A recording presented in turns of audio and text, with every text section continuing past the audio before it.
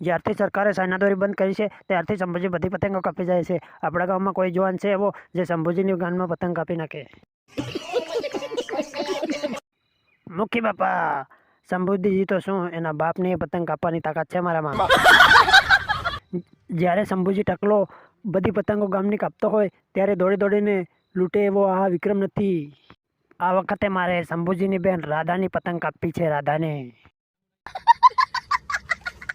રાધા, આ વખતે હું પતંગો લૂંટું ને ત્યારે તું પતંગો હંકેલજે. હા વિક્રમ, આ વખતે હું પણ પતંગો લૂંટીશ. ક્યાં જાય છે તું? તારા બાપના છેડામાં પતંગો લૂંટવા જઈ રહ્યો છું અને તારા બાપની પતંગ લૂંટીશ. હું તને નહીં જવા દઉં. તો મને કોણ તારો બાપો પતંગો ચગાવવા આપશે? તું મને નહીં જવા દેતો. હું તો આ ચાલ્યો. अभी बताता है भाई, अभी बताता है. अभी तूने गाड़ी में उंगली किया ना, अभी बताता है. અલ્યા ટેણિયા, આ તો રાધાનો પતંગ લાગે છે. તું ક્યાંથી લૂંટી લાવ્યો છે? ચાલ આમાં મારા માલને કશુંક લખીને મોકલ્યું જલતો.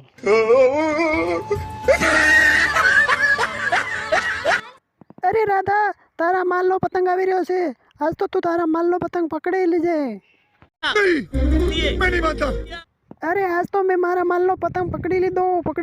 મને મજા આવી ગયો. આમાં શું શું લખેલું છે મારા માલ? मजा आया.